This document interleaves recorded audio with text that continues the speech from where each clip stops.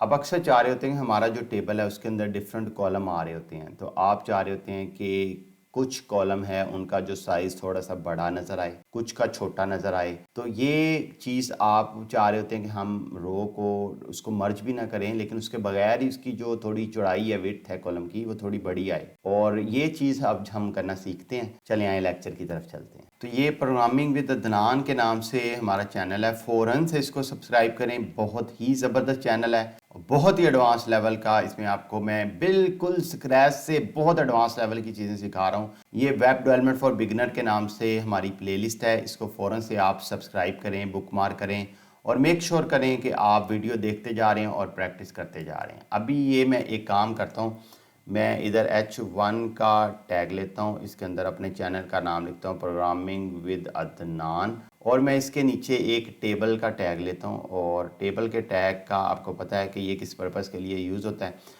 और टेबल के टैग को मैं थोड़े से बॉर्डर भी दे देता हूँ, और बॉर्डर मैं काम करता हूँ 1 पिक्सल का आपको बॉर्डर दे देता हूँ। पिक्सल मैंने आपको बताया था कि 1 इंच के अंदर, एक जो इंच है उसके अंदर 96 पिक्सल होते हैं। तो आपने उस हिसाब से जितना चीज़ को देना है उतना का आप उसको उतने पिक्सल आप उसके लगा लें, आपके लिए आसानी हो जाएगी।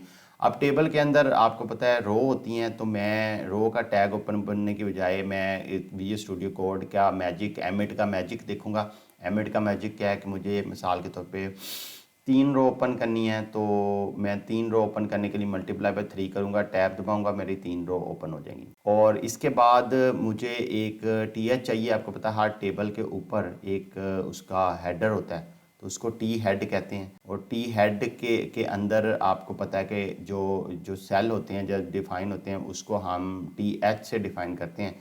टी एच मल्टीप्लाई बाय 3 करूँगा तो एम एट की मदद से ऑटोमेटिकली वो 3 हेडर उसके ऑटोमेटिकली क्रिएट कर देगा। अभी मैं इसको एक ही रो पे ले आता हूँ, क्योंकि मुझे 2 रो पे लाने की ज़रूरत नहीं है इसको, तो मैंने एक ही रो के ऊपर इसको ले आया हूँ। अब मैं जो हमारी जो नीचे टी आर आ रही हैं, इनके अंदर भी मैं 3 3 कॉलम ही दूंगा, क्योंकि जितने मैंने ऊपर दिए हैं उतने ही मैं दूंगा। तो मुझे आल्ट प्रेस करना है, आल्ट प्रेस करके मैंने जहाँ जहाँ मैंने लिखना है उस पर मैंने ऐसे करके लिखना है। अब देखें तीनों पे लिखा आ गया है, तो मैंने 3 TD देने हैं। मैं TD लिख के मल्टीप्लाई बाय 3 करूँगा, वो देखें सबके ऊपर, और टैब दबाऊँगा तो सबके ऊपर 3 3 कॉलम मेरे इंसर्ट हो गए हैं। अब मैं कहीं भी इधर क्लिक करूँगा। अब मैं क्योंकि इनको एक ही रो पे ले आता हूँ, मुझे एक ही रो पे इनके साथ काम करना है, तो मुझे ज़रूरत नहीं है अलग अलग रो पे लाने की। तो मैं एक काम करता हूँ, इसके ऊपर जिसको मैंने एक रो पे लाना है, आल्ट दबा के मैं उधर ये लिखता जाता हूँ। ये देखिए, इसको लाना है, इसको लाना है, इसको लाना है, इसको लाना है एक ही रो पे। तो मैं इसको बैक स्पेस करूँगा, वो एक साथ ही एक रो के ऊपर वो सारी चीज़ें आ गई हैं। अब मैं इसको कहीं पे भी क्लिक करता हूँ ताकि मेरा वो मसला क्लियर हो जाए। और मैं एक काम करता हूँ कि अब मुझे करना क्या है, मुझे करना ये है कि मैं इसके अंदर जो मेरी पहला है हमारा आ रहा है, उसके अंदर मैं लिखना चाह रहा हूँ। ये थोड़ा सा मैं इसको पीछे कर लेता हूँ, इसको थोड़ा थोड़ा मैं इसको आगे कर देता हूँ, क्योंकि तो वो मैं चाह रहा हूँ कि फिर मैं आल्ट दबाता हूँ और मैं इसके आगे लिखता हूँ, और मैं थोड़ा थोड़ा इसको आगे करता हूँ, और मैं लेके जाता हूँ इसको ये एक बराबर करता हूँ इसके थोड़ा सा। हाँ, यहाँ पे मैं कर लेता हूँ जहाँ पे मैं ज़्यादा कंफर्टेबल हूँ। अब मेरा ये टेबल का टैग है, इसके अंदर मैं चाह रहा हूँ कि मैं अपना नाम दूँ, जो भी बंदा है मेरा उसका नाम आए। और मैं कहता हूँ कि जो मेरा दूसरा है उसके अंदर फादर नेम आए, और जो मेरा तीसरा आए उसके अंदर मेरा कंट्री आए। तो ये मेरा तीसरा है, इसके अंदर मैं कंट्री लिख देता हूँ।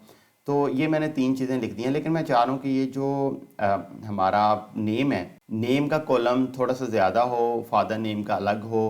तो मैं इसके अंदर ना थोड़ा सा कोई नाम लिख लेता हूँ अभी, क्योंकि मैं अलग अलग नाम लिखने की ज़रूरत नहीं है मुझे। तो मैं इसके अंदर पहले आल्ट दबा के एक साथ ही लिखूँगा, और मैं इधर अदनान एक साथ, देखें तीनों पे एक साथ ही लिख दिया मैंने। अब मैं जो दूसरा कॉलम है इसके ऊपर जाता हूँ, और ये जो इसके ऊपर भी मैं आल्ट दबाता हूँ, और मैं सबके एक साथ ही इसके अंदर मैं लिख देता हूँ अब्दुल, लिख देता हूँ, एक फादर नेम लिख देता हूँ। और इसी तरह से मैं एक तीसरे के ऊपर जाता हूँ, तो मैं आल्ट दबा के सबके ऊपर मैं कनाडा लिख देता हूँ, क्योंकि मैं कनाडा से हूँ तो मैं कनाडा ही लिख देता हूँ ऊपर। तो अब ये हमारा एक अदनान को चले अदनान 1 कह लेते हैं, इसको अदनान 2 कह लेते हैं, इसको अदनान 3 कह लेते हैं।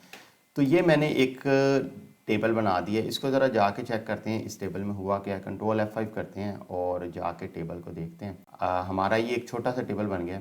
और ये छोटा सा जो टेबल बना है, मैं चाहता हूँ कि ये जो अदनान है ना, ये थोड़ा सा जुड़ा आ रहा है, और मैं चाह रहा हूँ कि ये अदनान जुड़ा हुआ ना आए, ये थोड़ा सा बड़ा लिख के आए। जो पहला कॉलम है ना, ये दो जो हमारे कॉलम है इनके जैसा हो, ताकि मुझे थोड़ा सा बड़ा सा नेम लिखा नज़र आए। तो अब हम इस पे काम करते हैं और हम देखते हैं ये कैसे होता है। अब मैं देखें, अब मैं एक काम, सबसे पहले तो एक काम करता हूँ, हम ये पहले दो कॉलम है ना, इनको हम सबसे पहले, जो पहले दो कॉलम है इनको हम स्टाइल डिफरेंट देते हैं, और ये वाले को हम स्टाइल डिफरेंट देते हैं। तो ये मैं अभी जो हमारा टेबल है इसके अंडर आते हैं, और इसके अंदर हम एक बनाते हैं टैग कॉलम ग्रुप का। तो मैं एक कॉलम ग्रुप देता हूँ, और कॉलम ग्रुप देखें क्या करता है हमारे साथ। कॉलम ग्रुप, ये कॉलम ग्रुप का टैग दिया है। इस कॉलम ग्रुप के टैग के अंदर मैं अब ग्रुप बनाऊंगा। ग्रुप कैसे बनाऊंगा? ग्रुप इस तरह बनाऊंगा कि मैं इसको कॉलम दूंगा, और मैं इसको भी एक कॉलम दूंगा। तो ये हमारे एक दो कॉलम बन गए। इसका मतलब है कि ये जो ग्रुप है इसके अंदर दो तरह के कॉलम है। जो मेरे पहले दो कॉलम है उनको एक तरह की स्टाइलिंग हो, और जो मेरा एक बच जाएगा उसको एक तरह की स्टाइलिंग हो। तो मैं इस जो पहला हमारा जो कॉलम है उसको मैं स्पैन दे देता हूँ कि ये जो पहला कॉलम है ये पहले शुरू से लेकर दो कॉलमों तक ये स्टाइल अप्लाई होगा।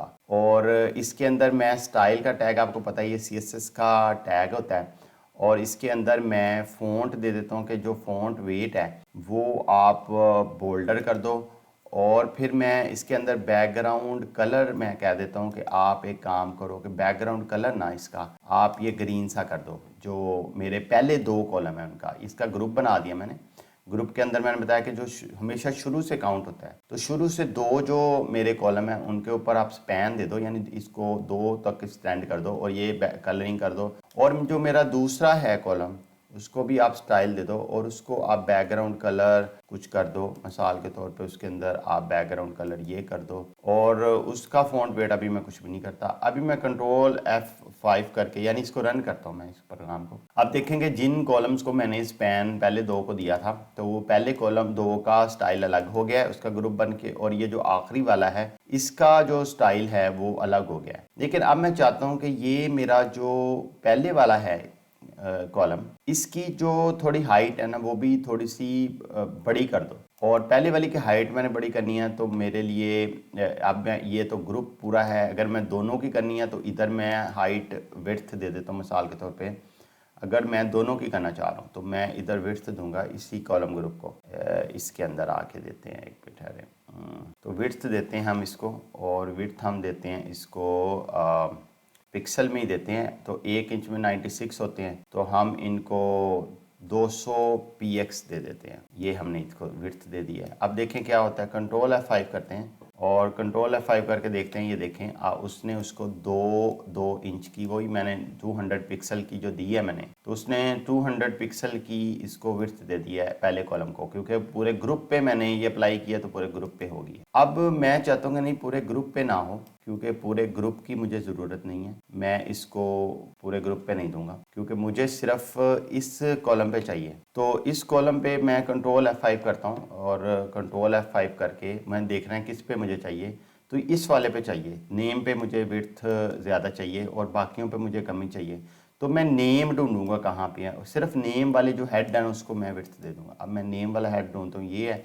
अब ये जो TH है इसके आगे मैं विड्थ इसको मैं कहता हूँ इसकी आप दे दें 180 px दे दें इसको विड्थ, और ये मैंने इसको कह दिया। कंट्रोल F5 करते हैं जाके, और अब देखते हैं कि क्या हुआ। अब देखें कि ये जो नेम वाला पहला है उसको विड्थ ज़्यादा आ गई पूरे कॉलम को, और ये जो स्टाइल देखे दोनों पे अलग आ गया, और ये सारा इस तरह से हो गया। तो ये इसका तरीका होता है कि जब आपने किसी भी टेबल को आपने अलाइनमेंट देनी है, उसको कुछ स्टाइल देना है, उसको कोई ग्रुपिंग करनी है, तो ये फीचर जो कॉलम ग्रुप का है ये बड़ा वैल्यूएबल होता है। क्योंकि अभी तो आपके पास देखें टेबल के अंदर 2-3 एलिमेंट हैं, हो सकता है आपका टेबल बहुत बड़ा हो, तो क्या आप एक एक को पकड़ के स्टाइलिंग देंगे, एक एक को पकड़ के इधर से चेंज करेंगे?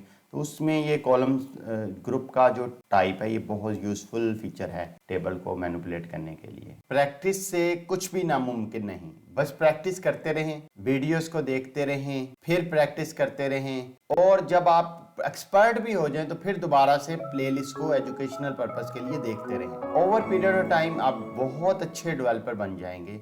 कोई कमेंट हो जरूर बताइएगा। Thank you so much.